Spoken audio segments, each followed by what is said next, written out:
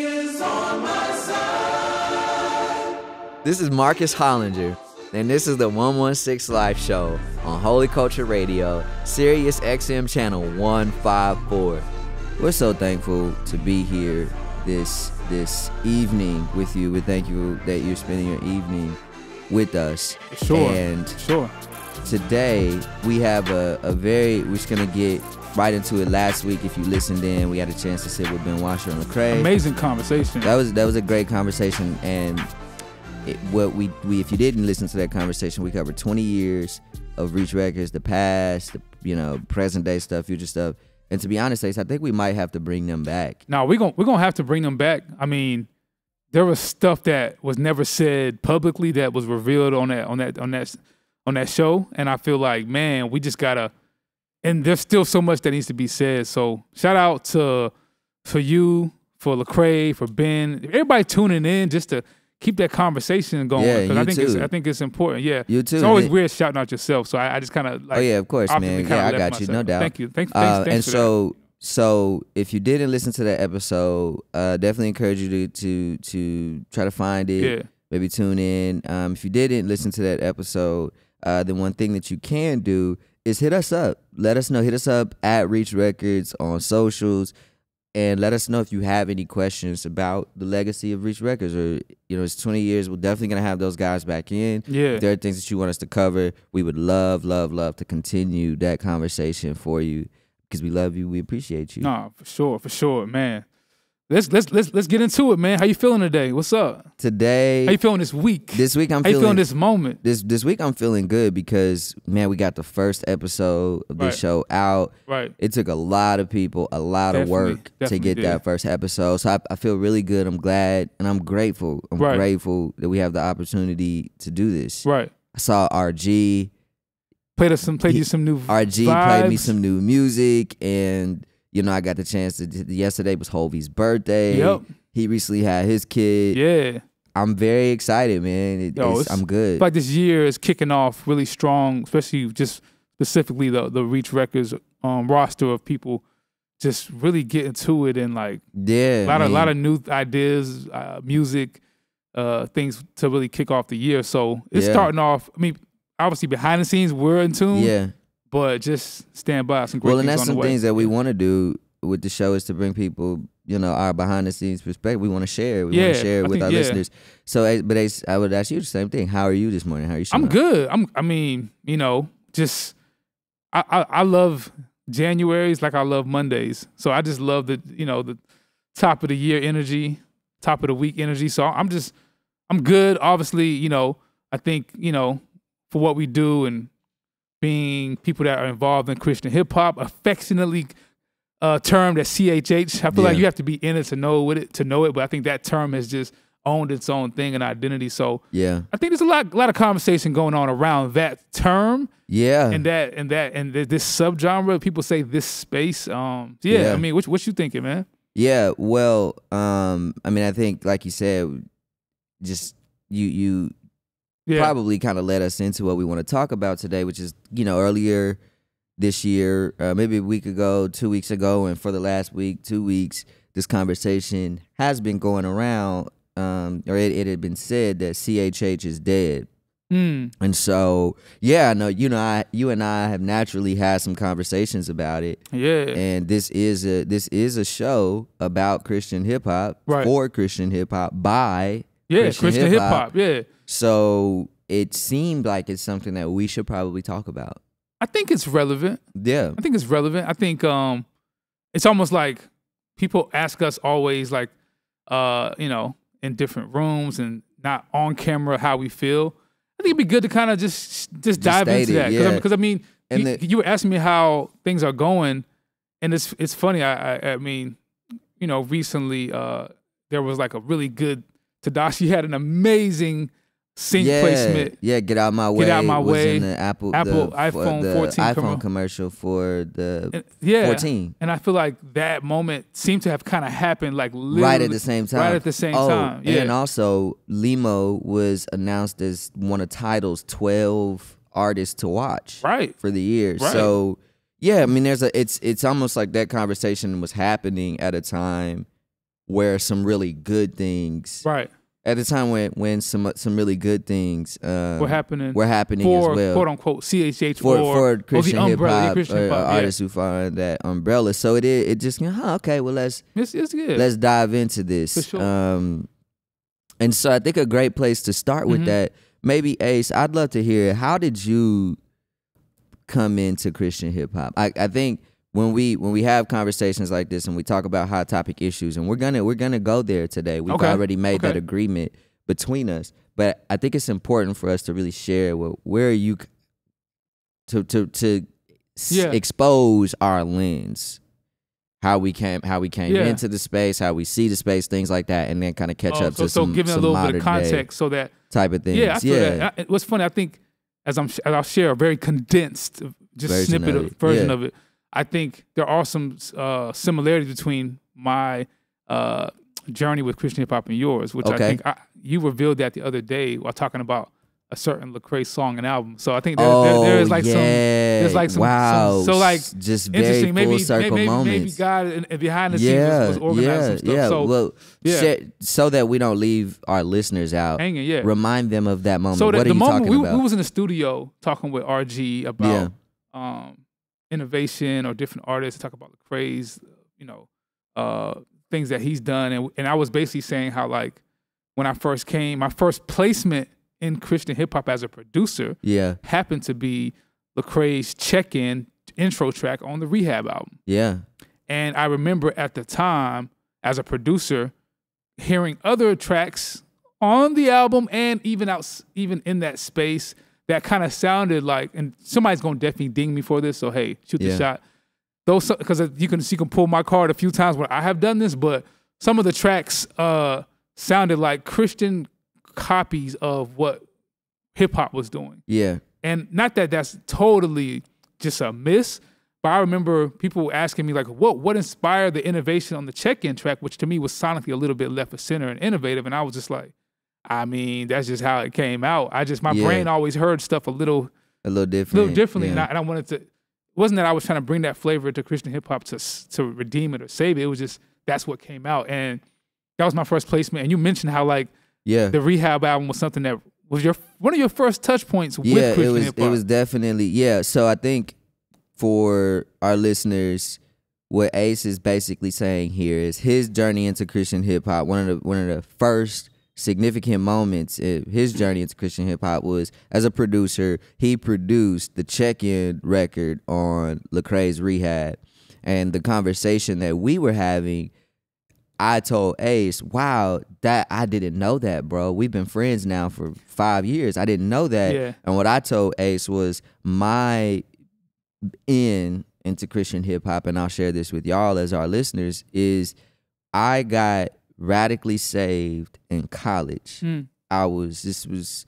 maybe 2010, and I was a part of a campus ministry, studying marketing at the University of Kansas, and one of my frat brothers played the Lecrae album for me, and I gave my life to Jesus, but music and marketing. I always told people, if you cracked me open, you would see three things. You would see marketing, you would see music, and you would see the Bible. That's all that's there. Like, that is crazy. Literally it. That's all.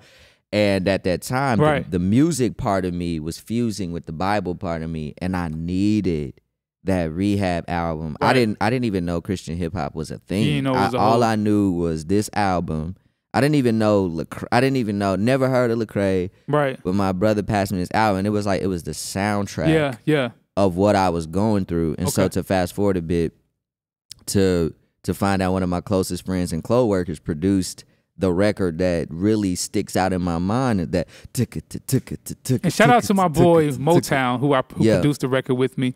Amazing. But yeah. So I mean, we took a little bit of a dip there, but Ace, I really want to hear, how did you? So you one of your first records was Bring Me In on your journey. I'll bring you in. Yeah. You produced that record. Yeah, I produced that record. Had two other records on there with I was part of a production team, PK, one day, and we did Check In, Walking on Water, and used to do it too.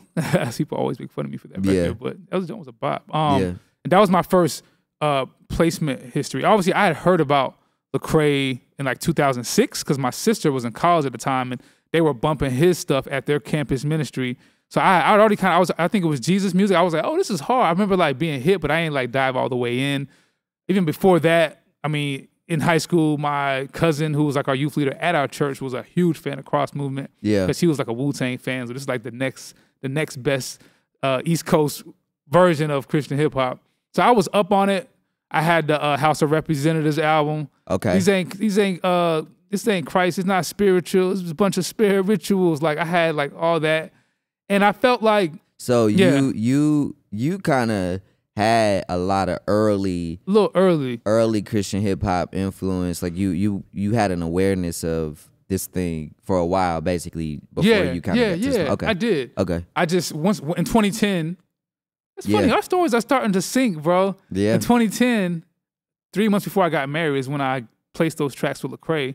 Got married. Rehab comes out in August, September, and then I just start diving deeper in Christian hip hop. At that point, I had already kind of rededicated my life like a year or two before, so I was really invested in the Christian life and actually living out the gospel. And I just started hit the ground running and started producing. I was in a Christian hip hop group called PK one day.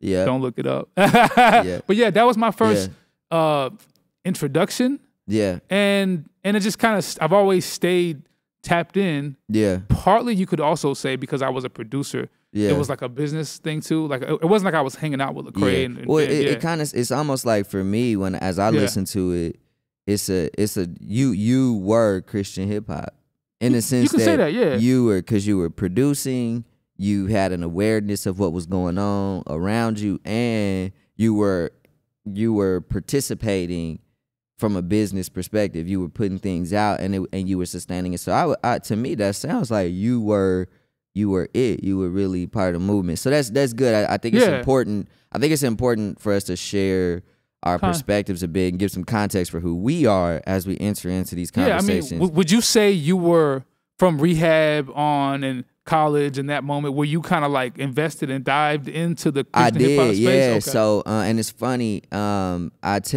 Stepping back just a little bit because I think it's super important for me to say this again. I remember when I got to the college I got to college in 2008, and as far as picking my major, I used to tell all my teachers, they would be like, yo, what do you want to study? I'd be like, I want to be Russell Simmons. Whatever I got to study to be Russell Simmons, to me. I want to be him. That's what amazing. Is it?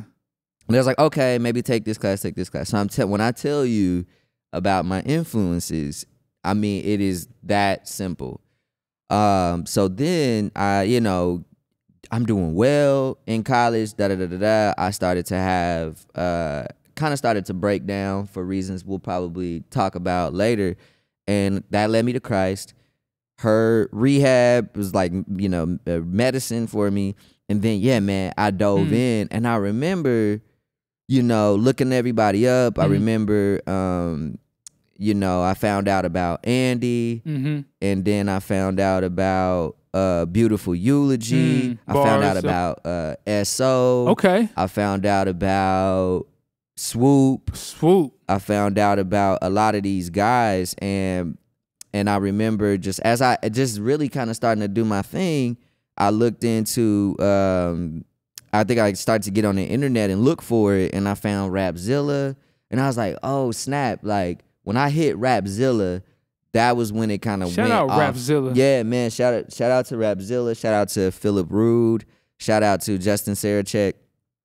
And when I got to Rapzilla, I realized, oh, this is like a culture. Okay. Yeah. And I was writing raps at the same time too, because I would rap. I 16. So every music executive did some music. So when I was 16. I've been writing raps my whole life. When I was 16 years old, I used to stand outside the gas stations in my city, sell my mixtapes for cash. No way. Yep. No way. All of that. So I was having maybe a similar experience to you, but it wasn't in Christian hip hop because nobody in my family is a Christian, so I didn't have that environment. I had more of like a street hip hop environment. My my dad, young Jay-Z vibe. I mean, if that's what you would call it, my dad rapped all. So I think what I'm Hollinger trying to, the Hustler. Okay, what I'm trying, I had to get what that I'm one trying off. to Marcus the market. Some say.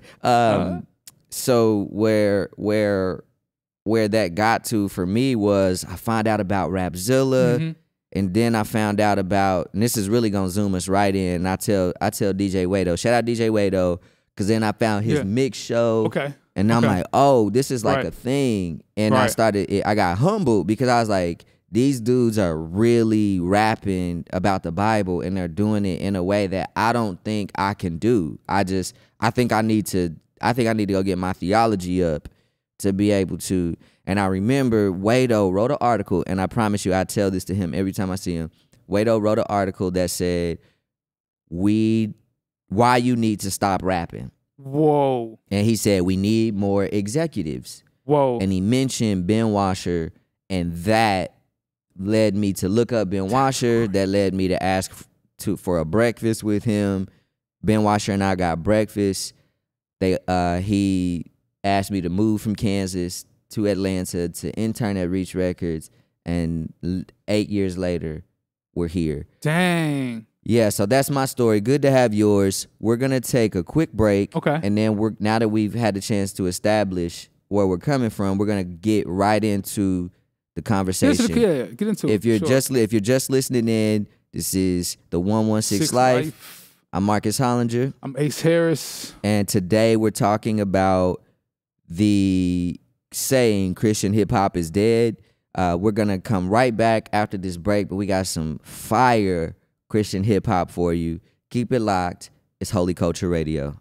Welcome back. If you're just joining us, my name is Marcus. I'm Ace Harris. And this is the 116 Life on Holy Culture Radio. Today, Ace and I are here in the studio talking about the controversial statement that's been going around for a couple weeks, which stated that Christian hip-hop is dead. If you missed our first segment, Ace and I were just catching up a little bit, giving our stories, giving our journey into Christian hip-hop, because we think it's important, before you enter a room and join a conversation, we think it's important that you state where you coming from. For sure. You know what I'm saying? So that people can have context for the things you say and why. So Ace, we talked about your journey making records, placing records. You did a couple records on Rehab. We talked about myself kind of coming from an outside in perspective, and kind of brought us up to how and why we're here today and the positions that we're in.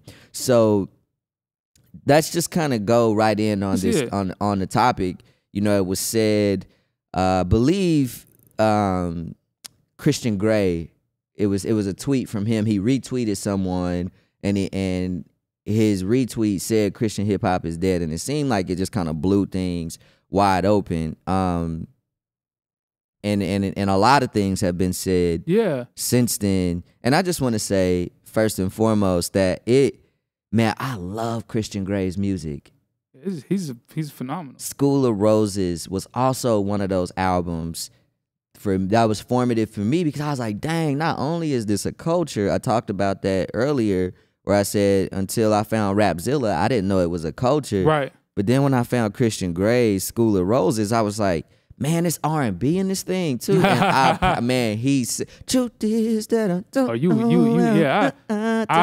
You tapped in. I still listen to that album today.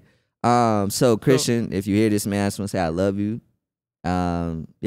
Yeah, I never had the chance to say that. I think also there was someone else who said, actually, I was just talking, I was on a call, so I can say his name. I don't think there's any issue. Brandon Boone had tweeted that too from BYOD, CHH is dead. And I just, look, those comments, those tweets can just create firestorm conversation.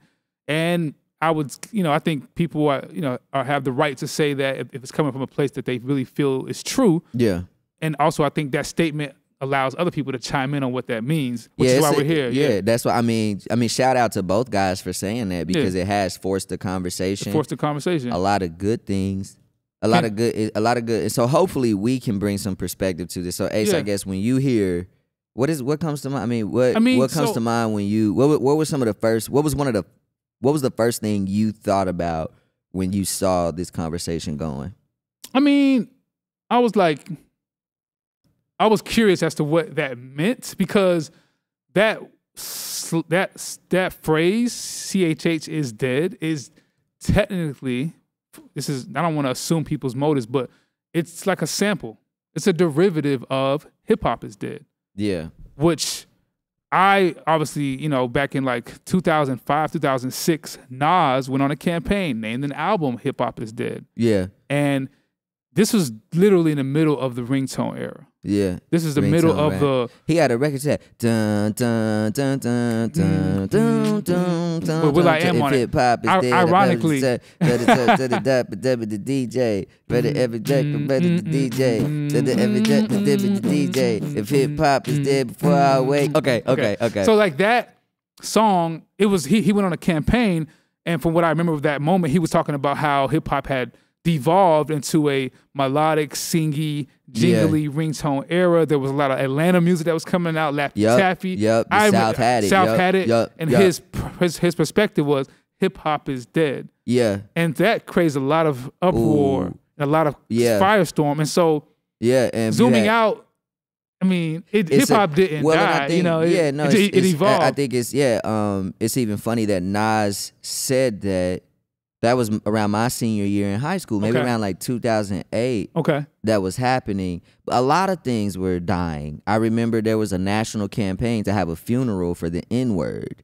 Oh, yeah. At the same time as the hip hop is dead thing. And ultimately, I think why it's cool to talk about that hip hop is dead statement is because it kind of helps put things into perspective. And one of the things that I hear in that is that all things go through cycles. Yeah.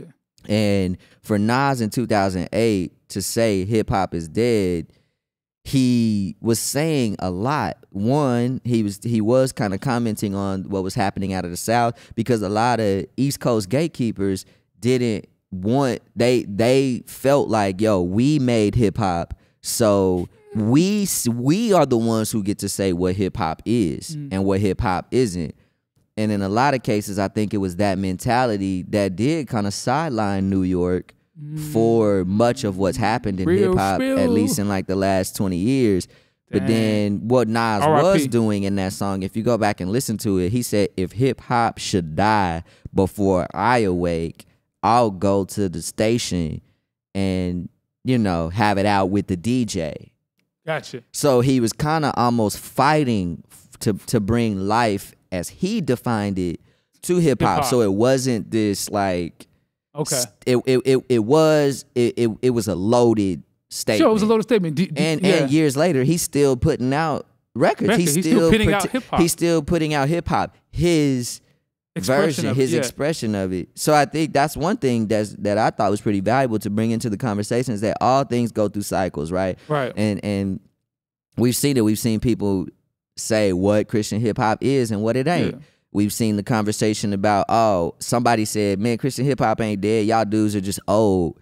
And it's like that was what Soulja Boy. I think that was Caleb Gordon who said that. I think so. And then shout out Caleb. His but that's what Soulja Boy was saying. Soulja Boy, Ice-T. Ice-T came out at one. Lil Uzi Vert said some stuff like that before too. Yeah. And like I remember at a time during that hip hop is dead, a lot of that was falling on Soulja Boy, because you said ringtone rap, and that Crank That was was crushing it. And I remember Ice-T came out and named Soulja Boy as the reason that why hip hop was dead. And Soulja Boy says, he's like, man, y'all just old. Y'all old dudes, just old, and y'all don't know.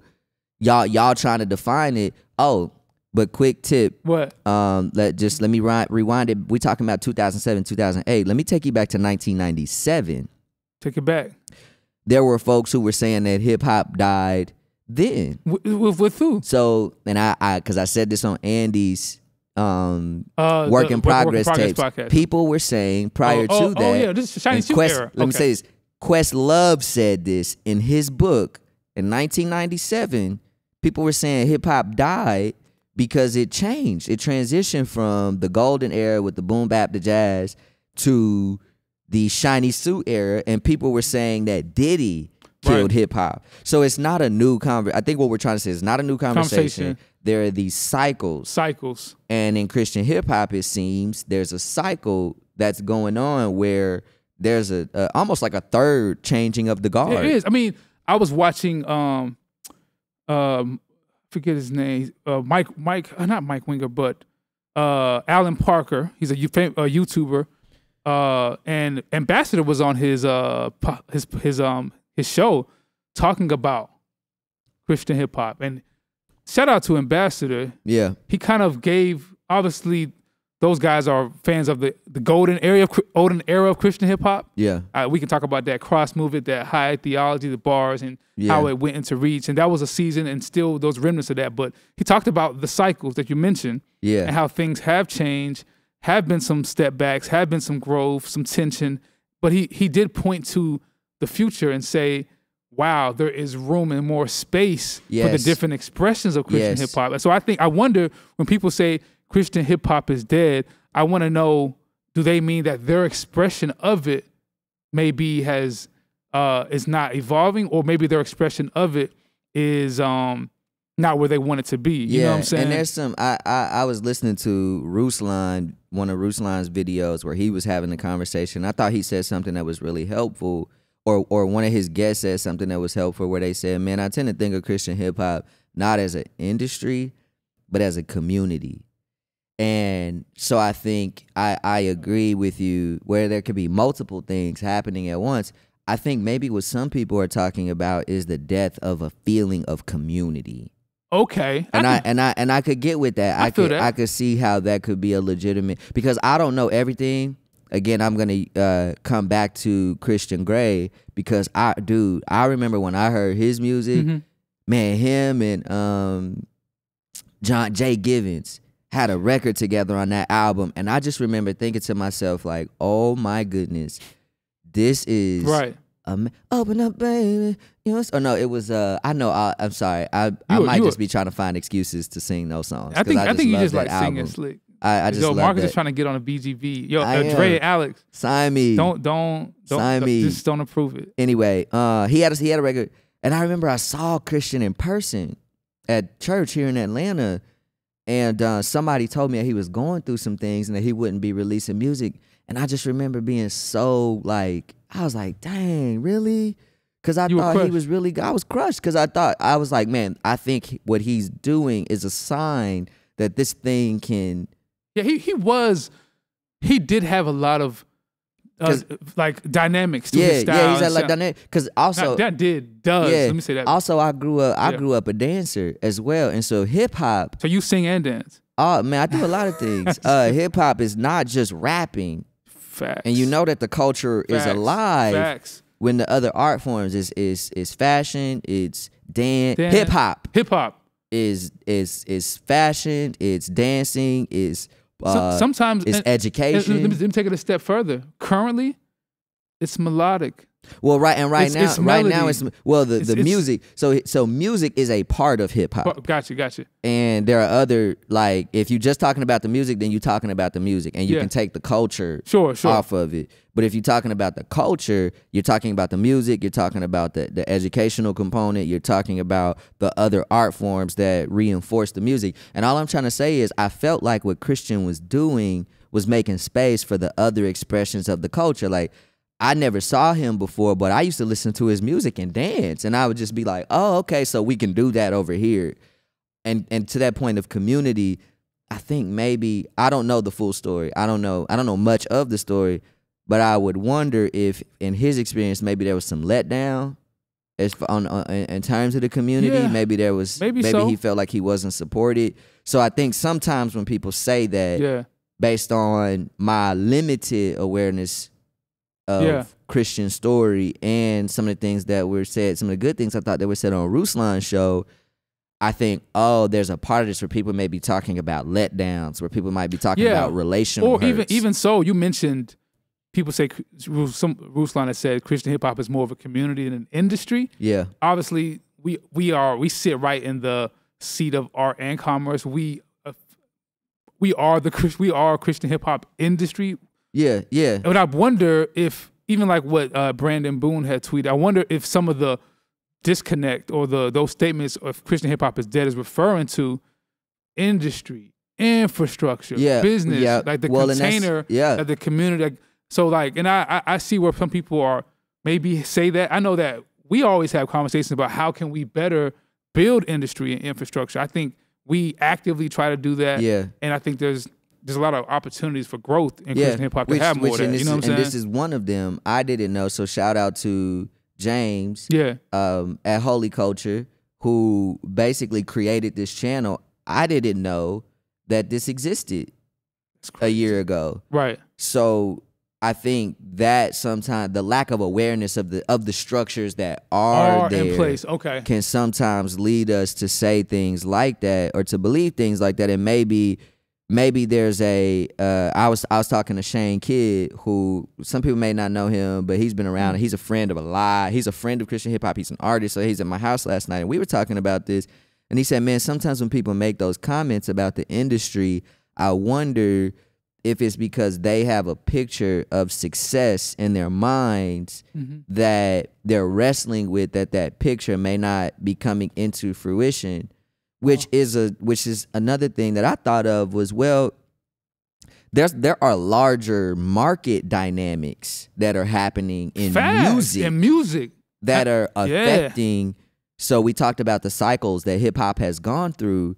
At the end of the year last year, what were the major headlines? Carl Cherry was in Billboard magazine addressing this issue that a lot of people feel like hip hop is dying. For the last 5 years or so, hip hop ascended. The data is suggesting that the dominance of hip hop is falling. Yeah. It's not the number one. And for the last 5 years, hip hop has enjoyed the position of being the most dominant music. And it is, but the thing is, the market share is starting to drop. The other genres are picking up.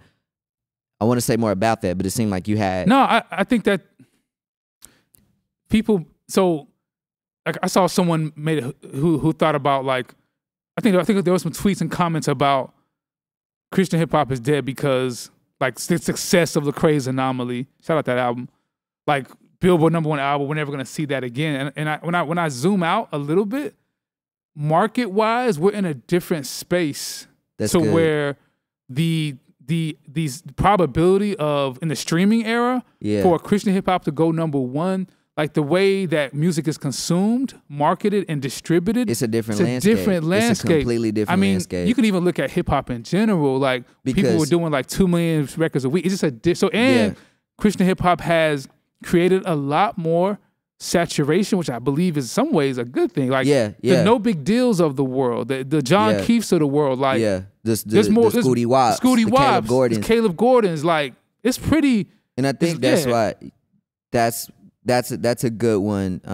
That's a good one to kind of end this segment on, and we can come back and talk a little bit more about that. Yeah. But we're gonna take a break. If you're just joining us, this is 116 Life. Yeah. We're gonna take a break. We got some amazing more of this Christian hip hop that we've been talking about. We're gonna play some for you right after the break, and we'll be back. Keep it locked. It's Holy Culture Radio. If you're just joining us, my name is Marcus. This is the 116 Life. I'm here with my good friend. Shout out Marcus. I'm Ace Harris. We here just having a really dope conversation here. CHH is dead, or is it? We're talking about the topic of, is Christian hip hop dead? And so far, we've covered our entry point into Christian hip hop. We've covered a little bit of the market dynamics, some of the reasons why people may or may not be saying that Christian hip hop is dead. Right. And for our maybe to close today's show out, maybe we can kind of talk about more future-leaning things. Sure. And I wanted to pick it back up with the thing that you said of that there's room for more people. There was another statistic that I was reading coming into the new year, and you actually posted this, something similar to our exec chat, which is basically suggesting that the top artists, so Warner and putting out their revenue statement for at the end of last year or whatever the report was, basically said that in the past their top 5 artists had accounted for something around like 15% of their revenue.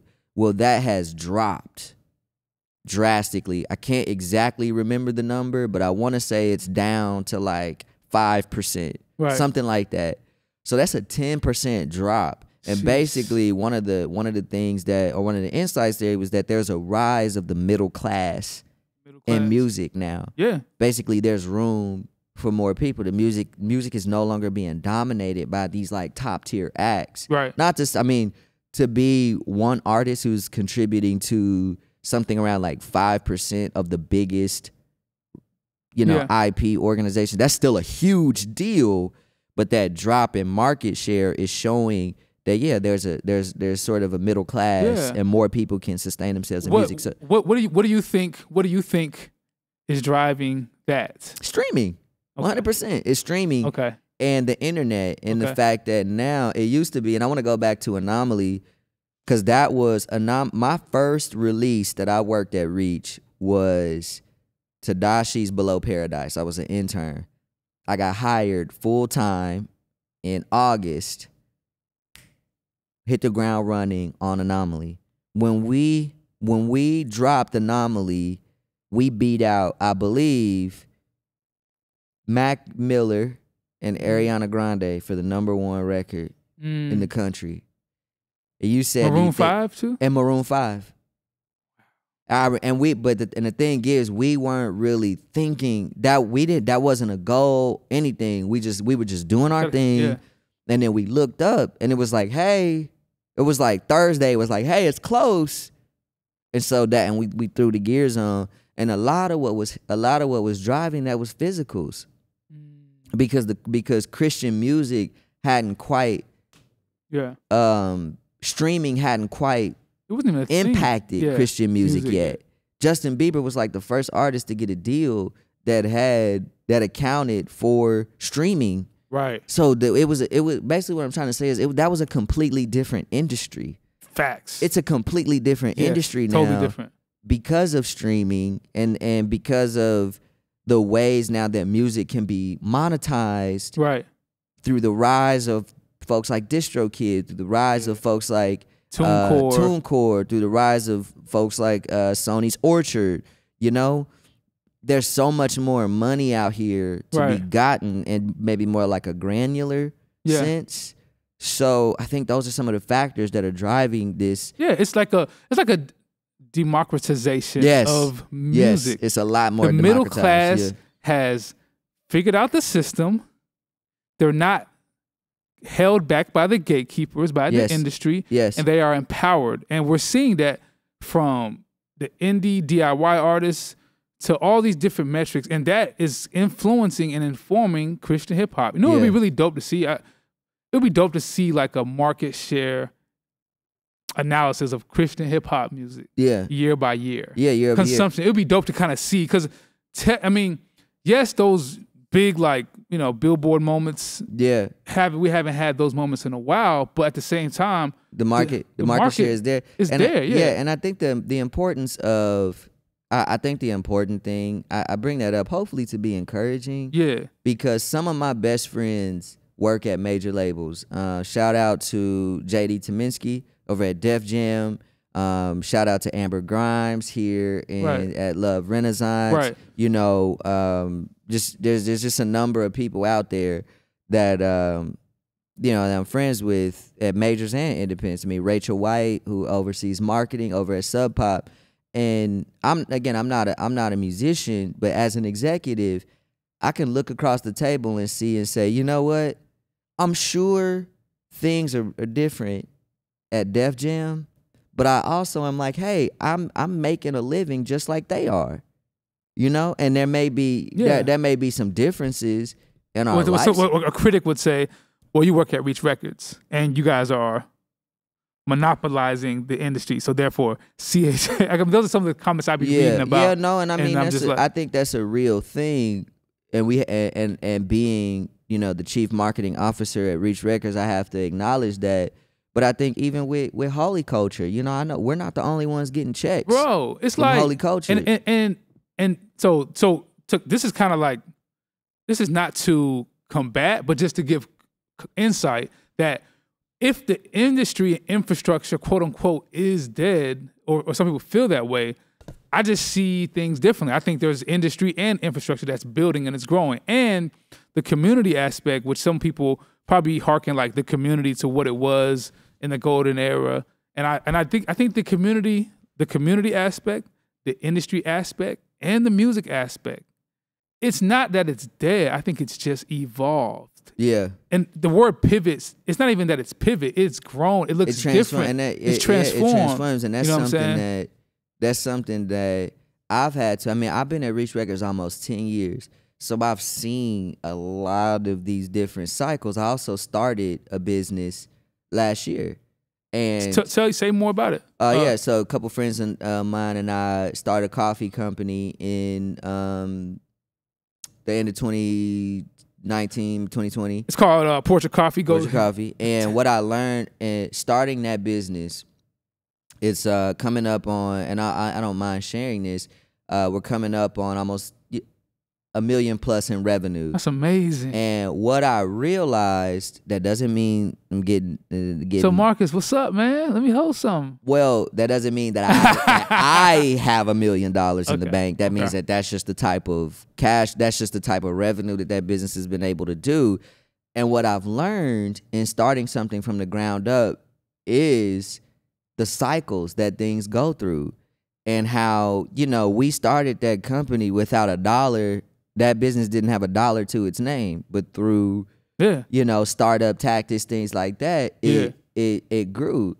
And, even in the 3 years, there have been sort of these ebbs and flows. But that was very helpful to me as an executive at Reach Records, because I'm like, all businesses go through cycles. You're going to have those years where things are rock hot. And you're going to have years where you kind of have to say, it's time to reinvent. Because of the recession, the cost of coffee doubled. So that means everybody had to reinvent their coffee business last year, because the cost of coffee went up. So are you saying it's either evolve or die? On some level, yeah. So if it is, so I don't want to see a through line between it being dead as a well, maybe it's not evolution. It's an evolution thing. I think you have to adapt. It's happening in basketball right now. Bro, defense? Well, not even that. It's like, these guys, LeBron is 20 years in. Steph Curry is, just won his ring. Them guys don't, but there's these younger guys. The game is changing. It's not like it used to be. I think every generation in every industry, it's not limited to Christian, but has that barbershop hot take of, it's like, yo, man, it's not what it used to be. It's not this, it's not that. And I just want to, and even sometimes it can incite a lot of like pushback from the people who are thriving in it. So I noticed a lot of comments for some of the younger guard kind of clapping back at that tweet or clapping back at that comment. Yeah. And I think what we're trying to do is like not like, I don't want to lean into negative talk or unwholesome stuff. I want to build up the space, the industry, the community, the music, and say, hey, you're allowed to say what you say, but maybe let's not respond so negatively to those comments or call people names, but let's point to what is happening and the opportunities that God has allowed us to steward and hold on to that. Let's build community. Let's build infrastructure. To me, saying something is dead or clapping back at somebody for saying something is dead, I don't know how constructive that conversation is. So our takeaway, I think, is like, all right, I hear what you're saying. I see how you're responding. What is constructive? What is building up Christian hip hop? And how do we do that? And pointing to the actual successes that we do see. Yeah. You know what I'm saying? So, and there's some real things. Now, I want to shout this out. I do think there is some real, we have some real moments that we have to look at, though, like the fact that, a lot of us were on break last year. I know I needed my 2 weeks to just unplug.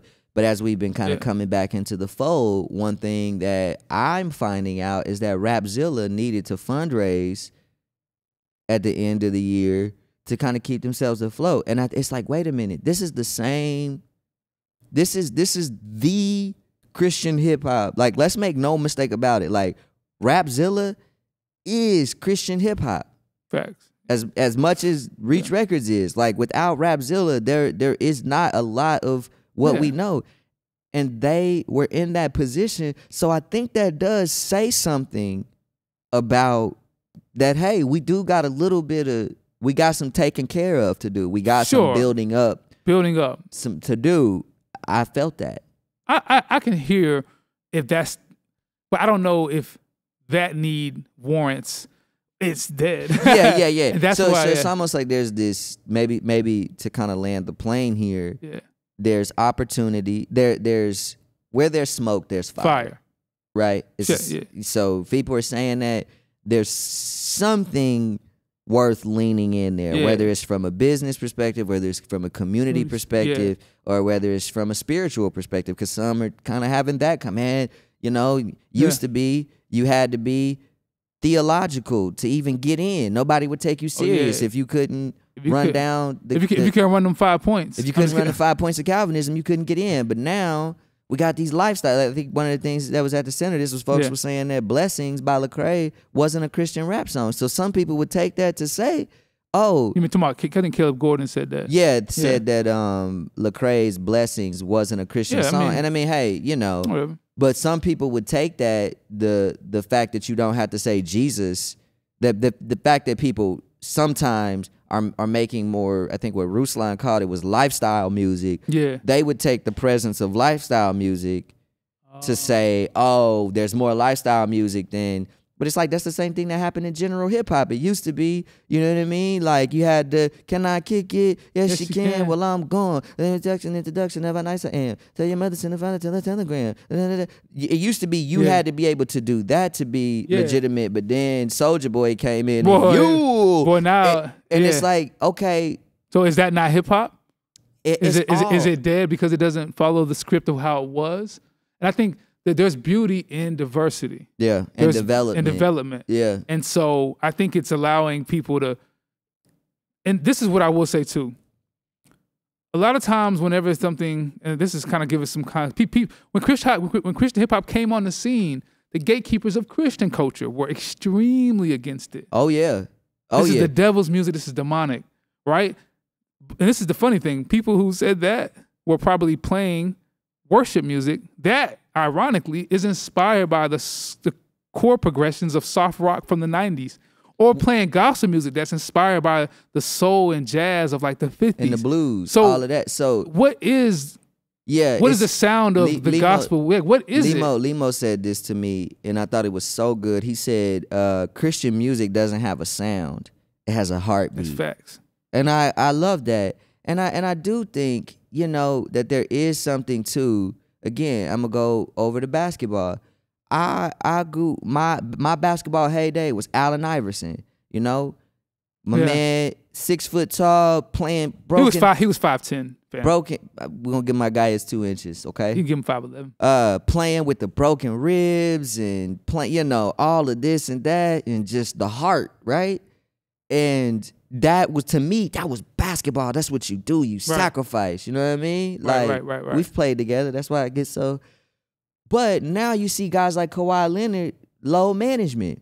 You can say, oh man, these new guys are soft. That ain't basketball. And it's like, wait a minute. Do you think if Allen had the opportunity and the freedom and the flexibility that Kawhi had, you don't think he would take that to prolong his career?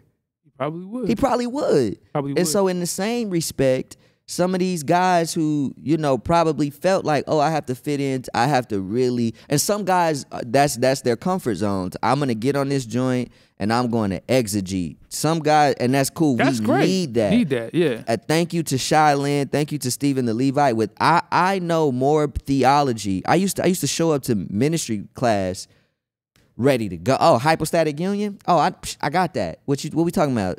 Limited substitutionary atonement? I got that. And it came from the music. So all of that to say, man, there's a lot to celebrate. There's a lot to do. Maybe we might have to part 2 this conversation. Yeah, that's our time for today. Thank y'all for listening in. Thank you for everyone who supported us once again. This is the 116 Life. My name is Marcus. I'm Ace Harris. You can find us if you have questions for us and things like that. Hit us up at Reach Records on all social platforms. Hit us up. What do you want to talk about? What do we leave out? Let us know. Yeah, sure. Keep it locked for more music.